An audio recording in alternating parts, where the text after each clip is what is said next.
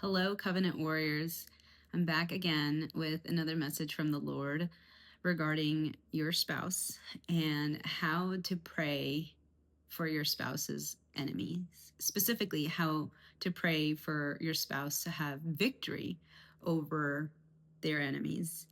And you might be thinking, what enemies does my spouse have? Well, number one is we all have the biggest enemy, the adversary, Satan and all his minions, and not to put any attention to him, but know that we are in a spiritual battle, and a large part of your marriage downfall was probably due to the spiritual darkness in both your spouse and even in yourself.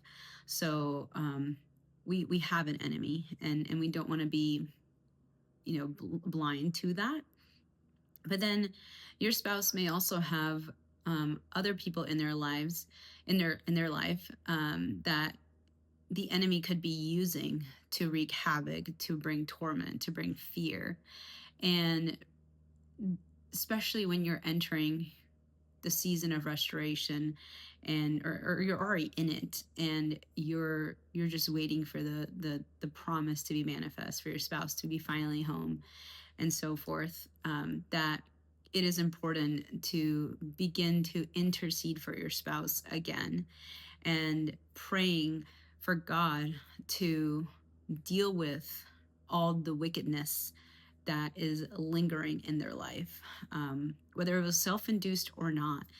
This is where we want to begin to intercede for our husbands or wife, and just continue to petition God to step in and fight for them, because they are trying to come home, and they're going to be facing lots and lots of opposition.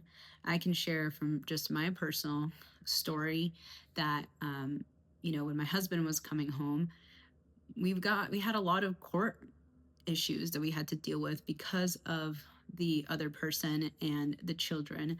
And so the Lord brought me to the Psalms to really begin to pray and intercede for my husband. Psalm 37 was just, I read it and it felt like the entire Bible became alive. And there's this verse that says,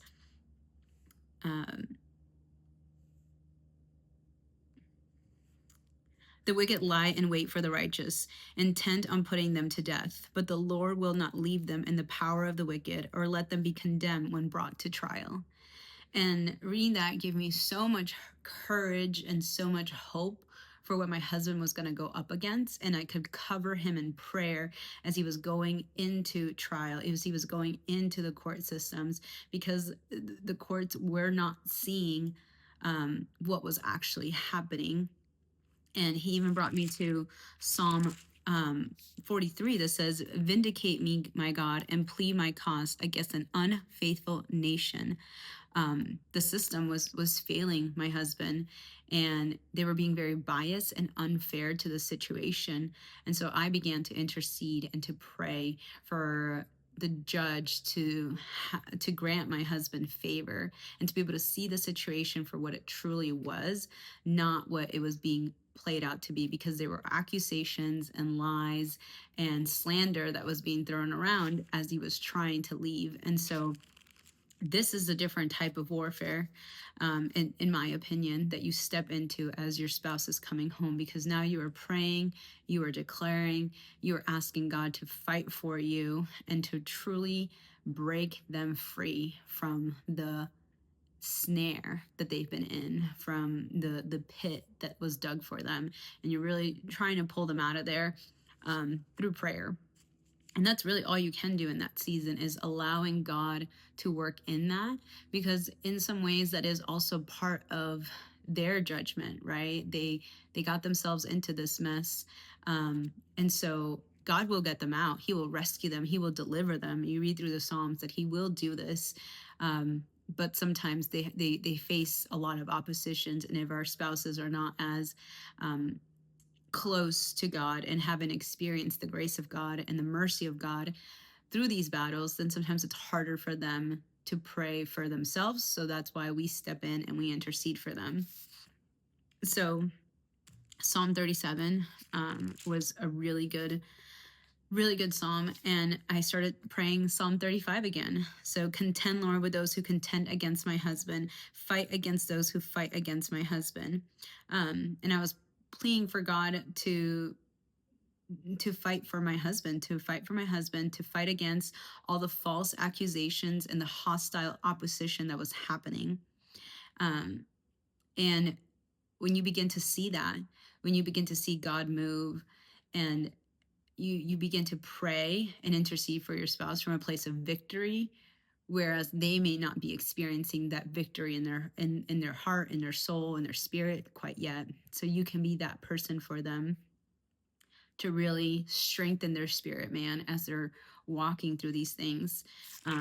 It doesn't have to be a core battle. I mean, it could be anything. Your spouse, has enemies, and it would be prudent of you as the standing spouse to pray for God to reveal to you who those enemies are. It doesn't necessarily have to be a person per se. It could be an addiction.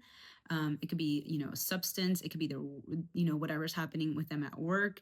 Anything that is trying to bring death to their life, to try to derail them.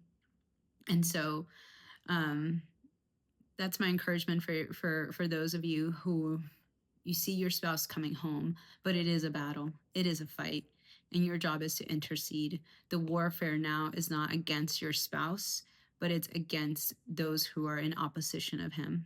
So I hope this helps. I hope this blesses you, and continue to war on.